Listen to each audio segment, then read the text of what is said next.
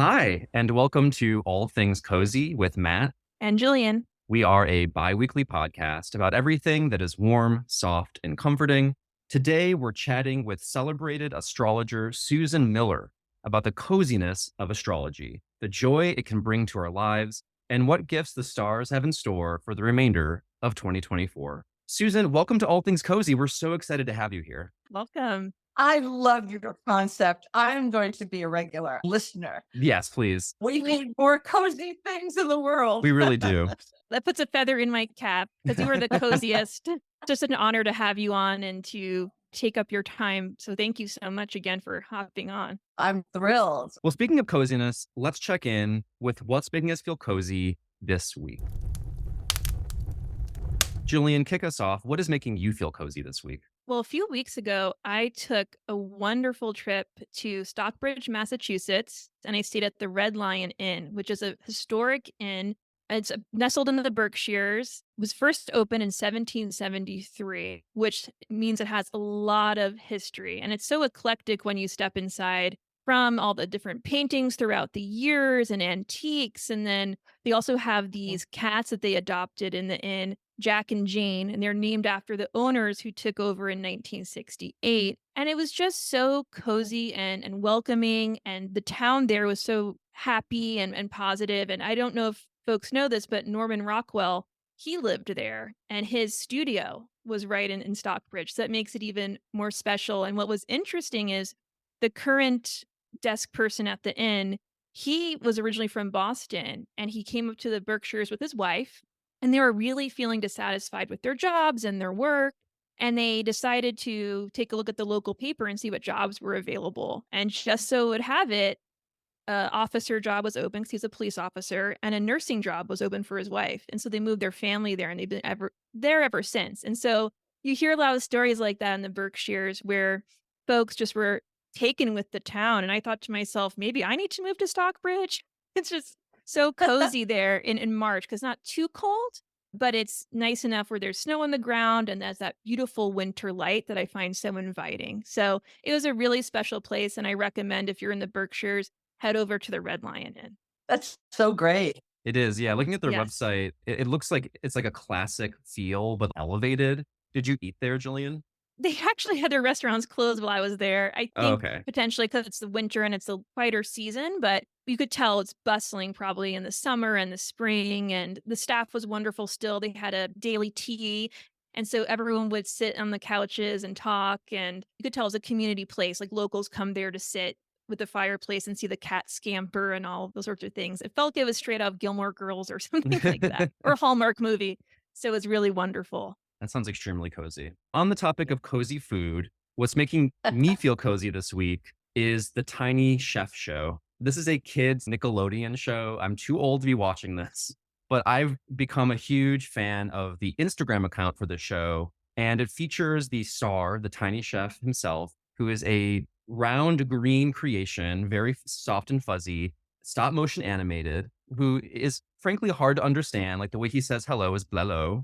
So you have to get to know how he talks. He's hard to understand, but he's easy to love. And he helps young people develop a love for cooking. And the show he runs out of his tree stump. Check it out. It's at the Tiny Chef Show. I'm sure parents probably are already aware of this show that their kids watch. Your kid and then me when I have an edible. I'm watching the Tiny Chef Show, just relaxing. It just combines two very cozy elements. Kindness. The Tiny Chef is very kind. It has a growth mindset, always trying to grow his cooking skills and teach young ones how to grow their skills.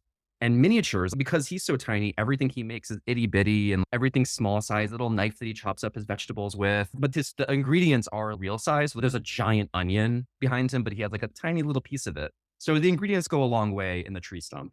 And in fact, the Tiny Chef even does ASMR on their Instagram. So just very cozy all around. Really cute show. Oh, that sounds wonderful. And I love the fact that the emphasis is on learning skills too Yes. for little kids because there's so much to learn through cooking. I was going to say what makes me cozy is cooking. I love to cook. When you look at what nature created, you just next time you have a head of garlic and you take the little heads off, the little cloves, I should say. It's so beautifully packed with the tissue paper. It's just gorgeous. If it's cauliflower, no matter what it is, the packaging that God created for these vegetables and fruits is amazing.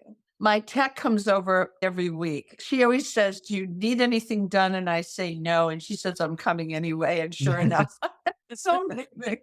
As I have 9 laptops. I call them little people. One of them always, and then if one gets sick, the other one gets jealous of all the attention. And all the texts tell me, "Now, Susan, that can't happen." And then they see it done. It's I'm just hilarious. looking on for why. Why can't it happen? So when she comes, I always cook for her. I'm so grateful that anyone will come to my house in the middle of winter and she finds a parking spot and runs up, and she's so genius with everything. She used to work at the Genius Bar. She has her own business. And I know she likes salmon. I know she likes rice and different vegetables. And I always time it because I made her do Find My, so I can see her driving over and I know when to put. So when she walks in the door, she can sit down for a cozy meal. Ooh, I'm a big salmon and rice fan, so we should definitely share that in common. And I Yeah. will never look at a garlic head the same after that beautiful Oh, wait till you description. see it. It's so beautiful. I marvel at it every time. So anyway, having a cozy meal on a cold winter day, and it's been really cold here in New York, Ooh, yeah. really cold. I hope it warms up for you. But every time I make salmon and rice now, I'll think of you. Oh, thank you. And I make vegetables too, beautiful ones, like asparagus. I love asparagus. She never knew she liked asparagus until she tasted mine. If you roast them in the oven for 10 minutes, That's a great compliment. oh, beautiful. A little olive oil. There's nothing cozier than showing love and appreciation through cooking and sharing food. And I cook for everyone who comes over, everyone who walks through the door. I'm going to share my location with you, Susan. And then when you see me nearby, just get ready. Yeah, get some menus prepared. Yeah. That's right. When I see her car Right. heading my way, put everything in the oven. Well, speaking of appreciation, in the words of David Letterman, our guest needs no introduction, but she's so incredible, we're going for it. Meet Susan Miller, famed astrologer, author, and founder of astrologyzone.com, a site where she shares her highly anticipated forecast and words of wisdom to millions since 1995. Susan stands out for her warmth, genuine care for her readers, and keen ability to translate the messages of the stars with true accessibility. Whether you're reading your monthly horoscope or meeting her in person, Susan leaves you better off than where you started. With a universe full of fans benefiting from her vast knowledge and the magical lens from which she interprets the world. Throughout the years on the podcast, we've touched on astrology here and there, but as we enter spring and prepare to usher in new beginnings, we thought it'd be the perfect time to dive deeper into the topic and the special glow it can cast on our lives. And how lucky are we to have Susan here to talk about her cozy experiences as a renowned astrologer and what exciting events await us in 2024. Oh, thank you so much. That was an amazing introduction. Is that me? It is truly, you're like one of the biggest celebrities in my life. It's so exciting to have you on here, and you're a wonderful person, but we have a Thank lot you. to talk about and ask you. So I'll get right to it. First thing I want to ask, I know you have such a wealth of history and experiences when you were younger that brought you here to where you are. And I know some of the story, but personally, what do you find comforting and cozy about astrology? With astrology, you partner with the universe. It's not predestination and it's not fortune telling. But when you see good aspects coming up, really helpful ones, glittery ones that are a gift from a loving universe, you start thinking, how can I use this? I used to sew. When I was younger, I made all my clothes. And I would go into a fabric store and where all the designers, if they had extra fabric, they gave it to the storekeeper down on Fashion Avenue. And the shopkeeper would show you, he would unfurl it. And you think to yourself, what could I do with that? That's such a beautiful piece of silk or beautiful piece of wool. What can I make of that? And I feel the exact same way when I'm looking at the aspects. For example, May is such a good month this year. It's insanely good. Every day is like a jewel dropping from heaven. And I want people to plan for it. And I try to give ideas of how you could use it. I write a calendar every year. And So beautiful. this is this year's. And they take me 7 months to write. but I'm looking almost like with a loop at every single day because only by doing that you can see the shape of the year because the little planets cooperate with each other. They bolster each other sometimes, certainly in May. And even take April. The whole month has Mercury retrograde. So people are like, oh no, I'm doomed. No, not at all. I want to prove to my readers this year that April has one aspect that's so spectacular, it can override everything that's happening in May. Those little delays, those little backtracking, it's nothing compared. This is Jupiter conjunct Uranus. Jupiter is the giver of gifts and luck, the great benefic, the good fortune planet. It's meeting with the planet of surprise, something that you don't expect at all. It's happening on April 20th, and it will not happen again until Ooh, wow. 2037. It's a big one. So when you get a rare aspect, you kind of sense, I haven't had anything like this. This is new and it's happening in Taurus. And so wherever someone has Taurus in their horoscope, I will, of course, give people ideas of how to use it. But it's a day full of surprise and happiness. Then in May, I don't even know where to begin. The luckiest day of the year is May 17th and 18th. It kind of bridges 2 days. Technically, it's the 18th, but you already feel it on Sunday, the 17th. Jupiter will conjunct Venus, which is gorgeous, on the full moon in May. I think it's on the 26th or 24th, somewhere, and that could be the 23rd. It's wherever the full moon is in May. And then the new moon on the 7th is so good. But there's just all kinds of lovely things going on. And then at the very end, Jupiter goes into Gemini for the first time in 12 years. Up until now, for the past 12 months, it's been in Taurus, giving special cookies and fun to the water signs and to the earth signs. And now air and fire get their turn. But everybody has Gemini somewhere in a chart. This is where the golden nuggets lie.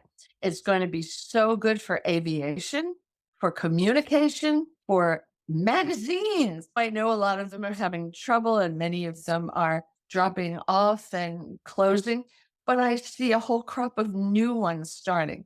A society never gives up a method of communication. When radio seemed quiet, then podcast came out, which is very much like radio. So a society doesn't give up what it's got. So no, there's so much to look forward to, but you have to think a little bit. How can I enlarge this? How can I use it in my life? And that's my job, to make your life better. And through crafting these tapestries, and you use such beautiful language when you describe it, dropping jewels and glittery, and it's positive and wonderful. And I imagine that brings a lot of your joy to your life as well. Creating maps Yes. that people can use to benefit their lives. There's a lot of misinformation out there on every subject under the sun, including astrology. It's very popular lately, but my mother taught me astrology and I had to study 12 years. She said, you won't be any good unless you study 12 years. She had studied through a correspondence class with her sister. We were always in New York, so my family. So it was a correspondence class to California. And she became accredited. She's quite a scholar. She never did consultations to the outside world, only to her family. And I had a birth defect. I grew up in hospitals. I had something very rare that they couldn't initially figure out. And then when I was 14, they had to go in and look. And I was in the hospital 11 months. And then I was paralyzed from the knee down. So I needed 2.5 years to learn how to walk again. And a lot of doctors thought I wouldn't be able to walk again, but my doctor said, yes, you will. So I wanted to study astrology. Astrology does not take the place of religion. I really want to make that point. People believe in astrology, but it doesn't take the place. As a matter of fact, the dogma of religion is in the 9th house, and the pure belief, whether you just believe or you don't believe, is the 12th house. So it's reflected in the chart. And I also believe, just like that head of garlic has so much thought put into it, the planets are gorgeous. And we are the first generation to see them because of the Hubble spacecraft and the photos that they sent back. And now we have the James Webb. Looked like a flying iPad, a yellow one. And it sends back even more photography. We're the first to see that. You know, the ancient Greeks only saw little twinkling stars, and they never knew about Uranus, Neptune, and Pluto. Those are the so-called modern planets that were found later. We're lucky. And I think they're there for a purpose. And we don't know why astrology works. We see empirically that it does, but we don't have the definite answer yet. But like the Dalai Lama says, man thinks they have to solve every question in their lifetime. It doesn't work that way. Well said. But your work in writing does give readers so many tools to reflect on their own lives and to look forward to things to anticipate. And that's so cozy. And on that topic, turning our attention now to the signs themselves, we're curious, what signs do you feel embody coziness best? Everyone's capable of it. The water signs are very romantic. Somehow I associate coziness with romanticism. I could be all wrong, but I think every sign is capable of creating a cozy life. When you take Cancer, their focus is the home, to make the home a cozy haven against a sometimes cruel world, to make home such a wonderful harbor for this family to come to and get rejuvenated and comforted no matter what. My father had Cancer rising. I was very lucky with my family. When any one member gets into any kind of difficulty, the whole family rolls into position and helps that person. I used to think everybody had that. I thought that's nothing unusual, but as you grow up, you see how lucky you were and you took it for granted. And I feel bad that I did, but that's all I knew. It was a wonderful family to grow up in because there was coziness and comforting and acceptance and unconditional love always. And I think everyone's capable of that. That's our thesis statement on the show. Yes. And when I've heard you talk about your children, the great care that you grew up with, it's so evident when you speak about them that they also had a wonderful, comforting, cozy childhood as well. So going back to the planets, because you mentioned that a lot of planets are giving us gifts in May. And Yeah, we should talk about Jupiter because he's changing positions and hasn't been in Gemini in 12 years. We'll start with Aries because Aries is the bud, the renewal of life, beginning of spring. We always start with Aries in astrology. That position of Jupiter will allow Aries to travel more and also to learn how to communicate in a more sophisticated fashion. It's all about writing and speaking, or it could even be computer code or gaming, any kind of communication. It could be PR, it could be any form. Then you've got Taurus. Taurus is the one sign that looks at their bank balance on a Friday night with a glass of wine. oh, wow, that's my And partner to a T. it's like done well there. That is, Come on.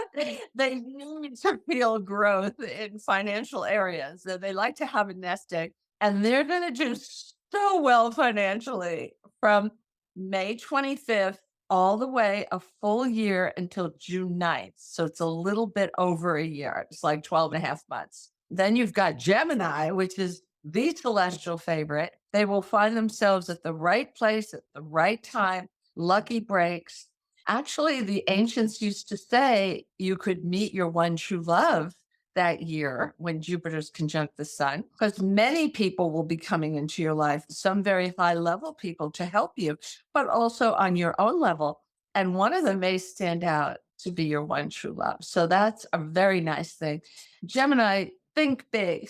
And you're going to be taking a long trip, a very long, longer than the Aries, a foreign trip to a place you've never been. And if you feel that's not going to happen, I have 2 little children and I have no extra money. It's all going to camp and all these other things. Well, when I had that, my director in Turkey, I was writing for a Turkish magazine, and he sent me a ticket. I had a week in Istanbul, staying at the Four Seasons, and it was like a miracle. And it was wonderful. I met with reporters, but I also was able to see all the sites because they gave me a producer to help me. You get miraculous things when you are the celestial favorite. Cancer, you're going to get it next. But in the meantime, you have Jupiter in Gemini, it's behind the scenes. You have people saying good things about you that you don't know about because it's behind closed doors. You're getting ready for your celestial year, which will begin June 2025 and continue all the way to 2026. But the ancients always felt when you're coming up on a wonderful, fabulous time, you should prioritize what is important for you and what you'd like to achieve during that time. And really think deeply, because sometimes when you have priorities that you made when you were 25, that might change by the time you're 30 or 35. So you reshuffle them, you rethink about them. What do you really want? You also seem to have a big connection with foreign people, foreign places. Your company may be run by a foreign company with a campus overseas. You're also going to start to make money. Especially if you're in sales, they may have made a tough quota. That's getting lifted. You'll make more money. Leo has had a great career year just in the past 12 months. Then at the end of May, finally love and fun and happiness and time with friends. It's so funny. Whenever I would tell Leo, this is such a good time for your career, because that was from last May all the way through this May 2024, they'd say, well, what about love? What about going out and see friends? They always want it all at the same time, but it doesn't always work that way. Now they won't have to work as hard. They'll be able to rest a little bit on their laurels because they will have established a reputation by the end of May, and more friendships, more fun. And also, that's the house of joy. It could be material, like I want a car or a new computer, or something spiritual. I want a baby. Whatever it is that you want deeply, show the universe your intent. Leo, you've got a good chance. Virgo has their big career year. Honors, awards, achievements say you must get your successes out there, do interviews, promotions, expansion, much more influence. And with influence comes power. Also, a lot of responsibility, but it's okay. You're ready for it. You're enjoying it. It's a good time for you to be thinking about your career. Virgo is a modest sign, and now the parade comes to your door. People are noticing. I know that's Jillian, right? Yeah, Jillian's a Virgo. It's funny, career's been on my mind too. Career is fabulous, and do something different. Maybe hire a publicist or to have an advertising campaign, because you have a wonderful concept here and people need to hear it in a kind of Thank cruel you. world. Now we have Libra. Libra's been very lucky with money so far. Maybe they're getting a big tax refund or a big bonus or something. They're a little money magnet. But now it moves into higher education. Some will want to go back to school. They might be able to get a scholarship or so much financial aid that it makes it possible to get that advanced degree. Or the ancients felt travel was a method of learning. So foreign people, foreign places come up again for them. And legal cases tend to go in their favor. They should think global, not local. So this is a really great time because Jupiter in Gemini trines, which is the most harmonious aspect possible, Libra, because they're both air signs. Scorpio, you're going to be making money while you sleep.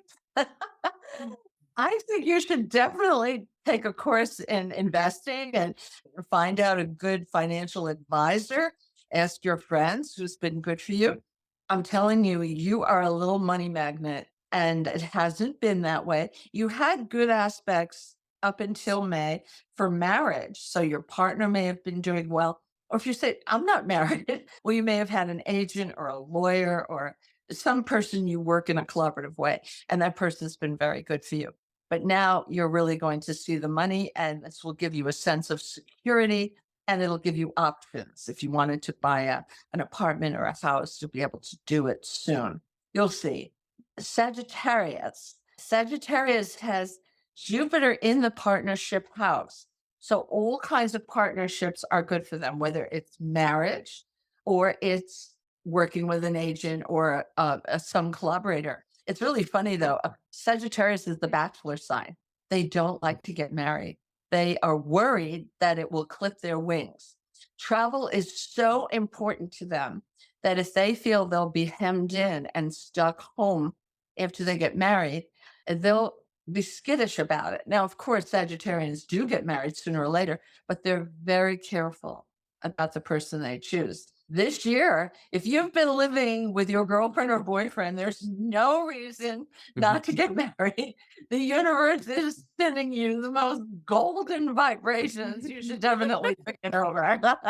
Capricorn. Capricorn has some changes in where they live because the eclipses are doing that. They may hear good news about their career, though, too, the end of March and later in the year in October. But they have had something very enviable. They've had Jupiter in the house of love.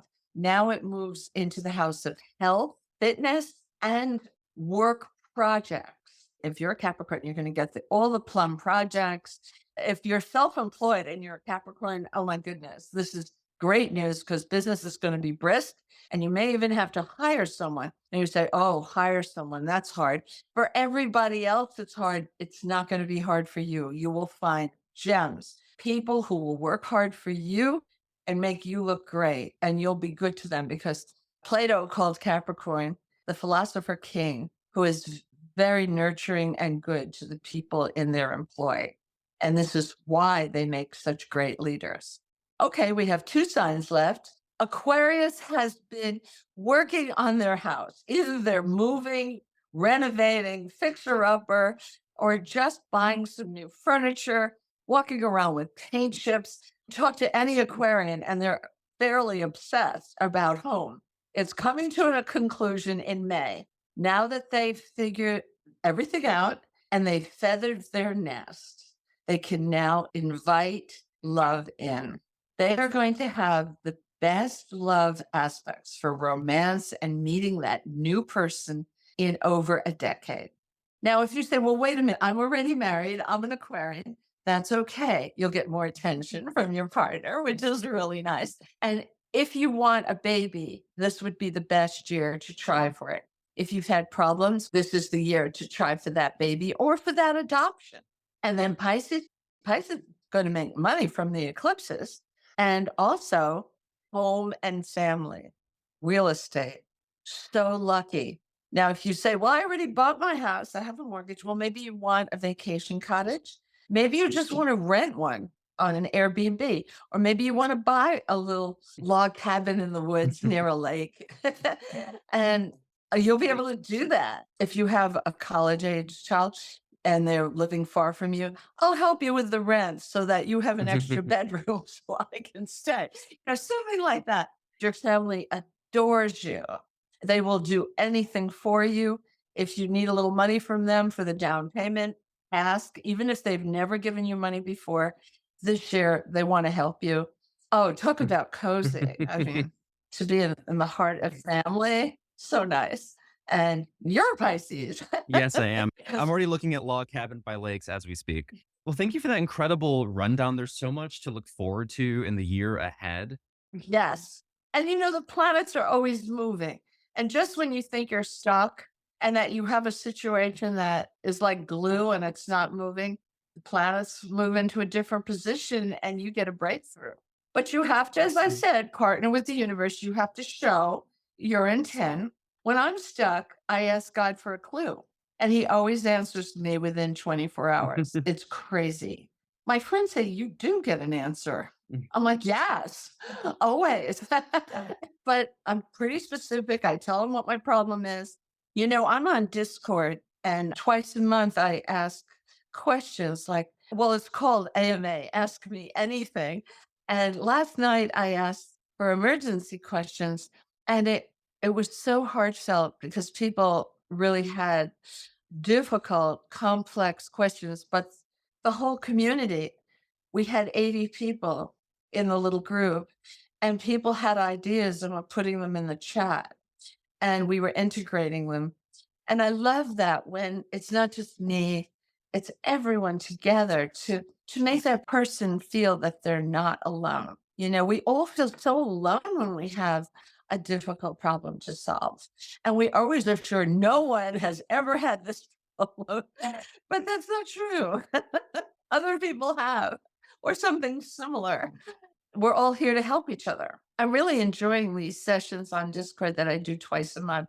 You have to have an invitation, but we put it right on the front page of my website. If you scroll down, it says appearances and it gives the link. They have to vet you that you're not a bot. No robots That's here. the only Yes. reason. Yes. It's just Yeah. little robots walking around. What's incredible though, and what you're creating on Discord and other places is a really strong community of people who are coming together and through your work supporting each other. In your long career, is there any other favorite memory or anecdote that you have where you brought someone happiness through astrology? One stands out in my mind. This lady wrote to me from India, and she was in an arranged marriage, and it was not working. It was a real disaster. There just was no chemistry.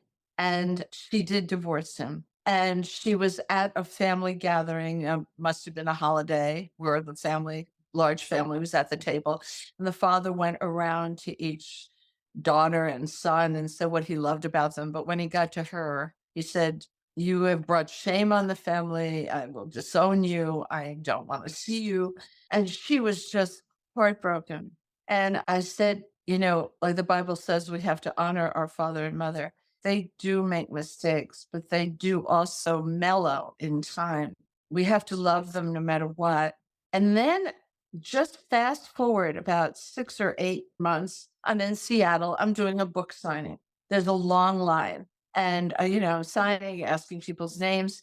And then this lady came with her little girl who was 5 years old. And I said, okay, I have to take a break and I have to put her on my lap, play with her for a minute. She was so cute. And she looked at me, the mother, and said, "I'm Arnica." And I'm like, oh my gosh.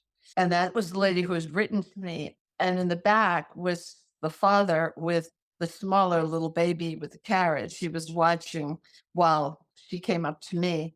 And I said, "Look what your father's missing, these beautiful grandchildren." And I felt that she should keep contact, that sooner or later, send photos, send messages of love. I never feel you should break contact with family one way or another. Just show you're interested. There will be a time when that fence will come down.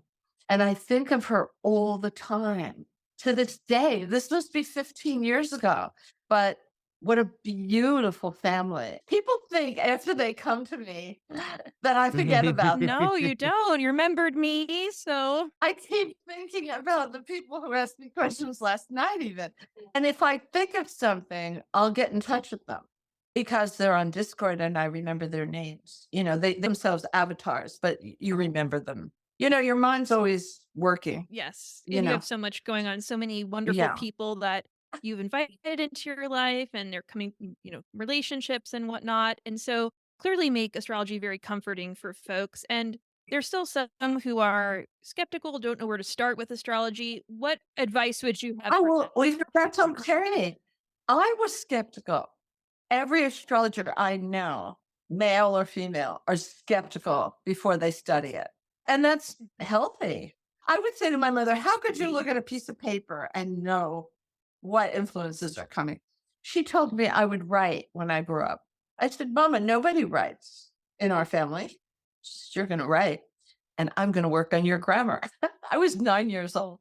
And then she told me, when you get at the end of your 30s, some newly invented form of communication, so new we don't know the name of it yet, will change the way you work and be the channel in which you make your ultimate contribution to the world. I am like thunderstruck. "Well, what is this new invention?" She said, "We don't know.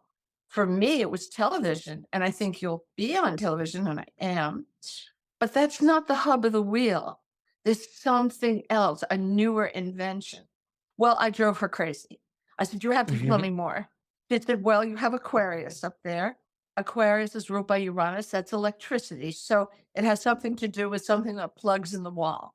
That wasn't enough for me. I needed more. And then she said something that zippered me shut. She said, "There are little dots or lines that are invisible that go through the air, and it has something to do with your writing." And I know it doesn't make any sense, but Aquarius is an air sign, Susan. So somehow your writing goes through the air. I don't know. Wow. She was predicting the Wow. internet. That's just you need to write a book about your life and maybe also a cooking book, astrology That's themed. incredible. If someone is unsure about their career path, your rising sign sets the career path. So always look to the rising sign for clues of where you'll be the most successful in life. And the midheaven is what you grow into by time you're maybe 37, 38, 39, 40, or a little bit beyond that. That's how it works. That's your reputation. So, like if you have Virgo up there, you're known for exquisite research and accuracy, or maybe health, because Virgo is very attached to health and wellness. If it's Scorpio, it could be for law and order, being a prosecutor or cracking crimes. And there's all kinds of things there that you can glean. I can even rectify a chart by knowing the person's vocation and Mm. working backwards, because that ascendant is your face to the world. Do you both know your rising sign? I'm a Libra rising. Libra is all about beauty and social graces and culture. And all your guests are part of culture.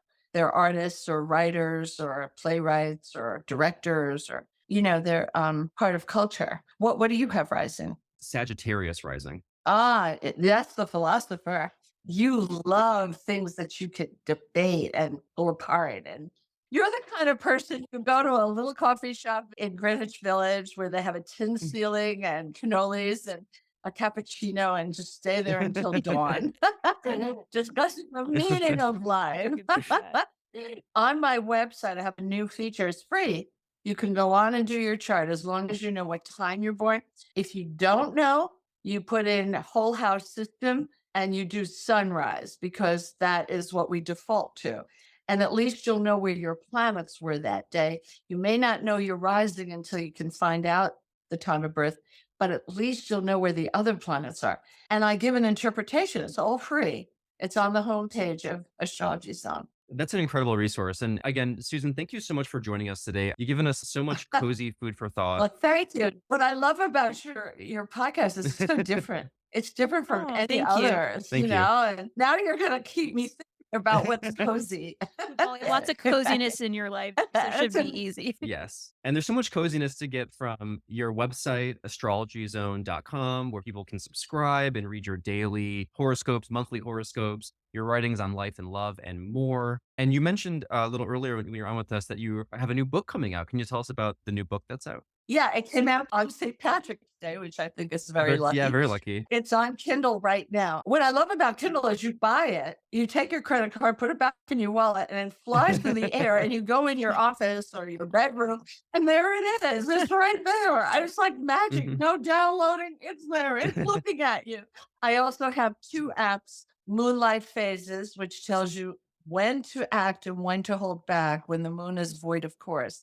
But it's the cutest little app. It has a darling little moon with eyelashes and rosebud mouth. And I made it very friendly because it's a new concept, but people love it. And then Astrology Zone horoscopes on both Apple and Google Play. And Moonlight Phases is on both too. If they put in Susan Miller, both should come up theoretically. We'll see. But I always have my picture because people are pretending to be me. So look for my picture in a white blouse, and that helps. The Moonlight Phases app sounds so neat, especially since a lot of folks these days are set on it with intentions and when to make those wishes and set the groundwork. That's a great idea. The moon is the fastest moving body of any of our bodies in the solar system. She's not a planet, she's the Earth's satellite, but she meets with all the planets. Now, she could be in conflict or friendly or shoulder to shoulder in a conjunction. Doesn't matter. As long as she's engaged in a conversation, that's good. But when she's met all the planets, there's nothing else to do. She goes into her boudoir, takes off her long gown and her long white gloves, and takes a nap. And that's when you don't have her help.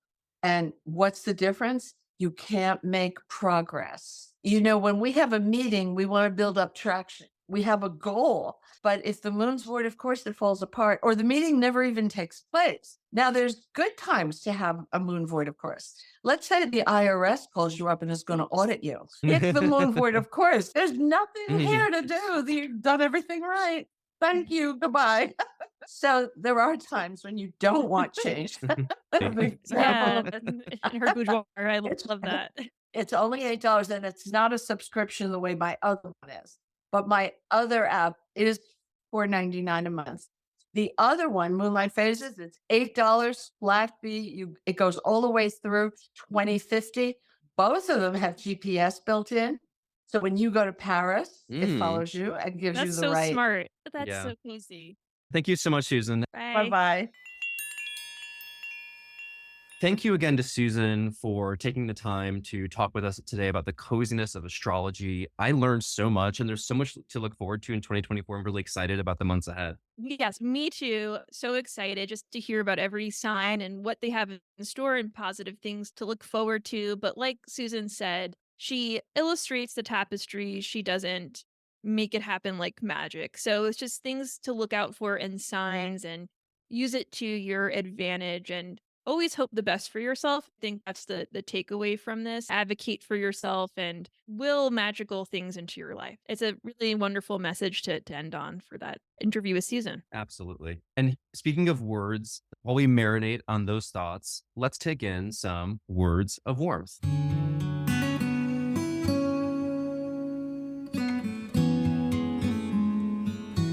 So my words of warmth, it's our second segment, so it's pretty exciting. And I was thinking about this one fitting really well with our segment. And the quote is from 2005's Me and You and Everyone We Know. And the quote is from the character Richard Sworcy. I don't want to have to do this living. I just walk around. I want to be swept off my feet. I want my children to have magical powers. I am prepared for amazing things to happen. I can handle it.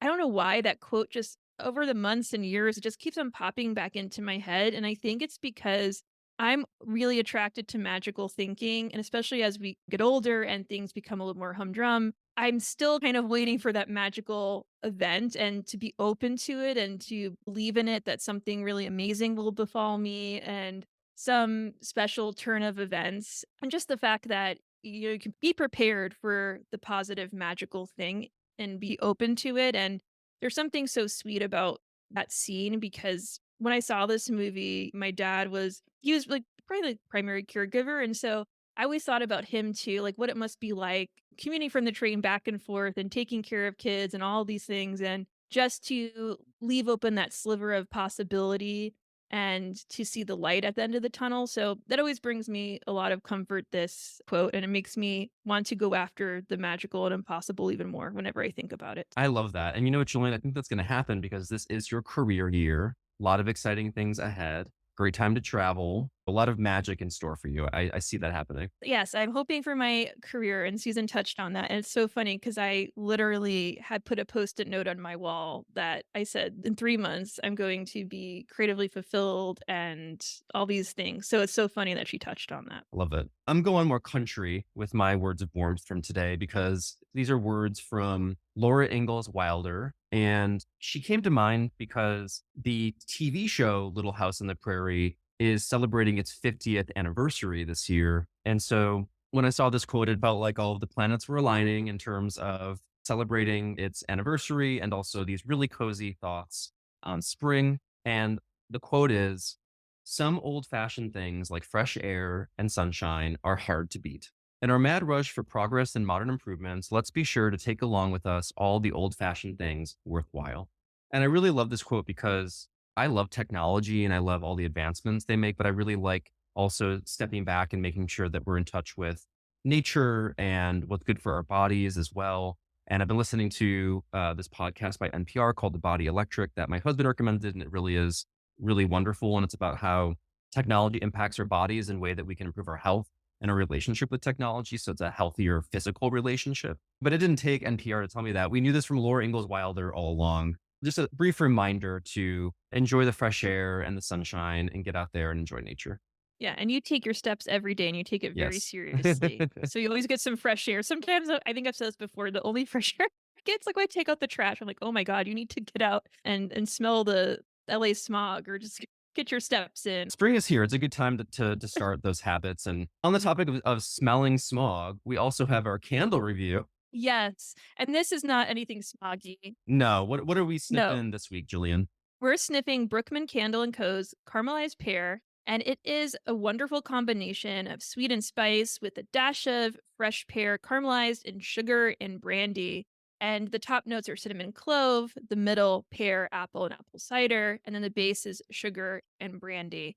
And this is a very strong candle. You get the bang for your buck, and that's wonderful because it supports Megan, a mom of four, who is working out of Blandford, Mass. And so when I was in the Berkshires, I stopped by a store that only sold local goods. I said, "Show me your local candles." And I got directed to this one. It smells almost like bubblegum, a very fragrant pear scented bubblegum. And I say that as a compliment. If it was a gum, I'd chew it. I think it's a wick up for me, very sweet. I also chose it because it has some spring elements with the pear. I wanted something that wasn't winter aligned. And I think when I think of pears, I think of spring. And so this sweet, springy scent is a good one. Brookman Candle & Co. has a lot of stuff on their website, so go check it out and find maybe your own bubblegum scent or another kind of scent. This sounds almost like a cocktail I want to drink. This sounds amazing. A great candle for spring. That does it for our show this week. Thank you all for joining us and spending a little time to get cozy with All Things Cozy. You can keep up with our show on social media. We are on Instagram at All Things Cozy Podcast. We are on Facebook at the same handle. We have an amazing Facebook group where you can touch base with all our amazing cozy community members. And if you want to support the show, we are on Patreon at patreon.com/allthingscozy. We'll be back in your ears with a brand new cozy episode in just a couple more weeks. Until next time, Stay cozy.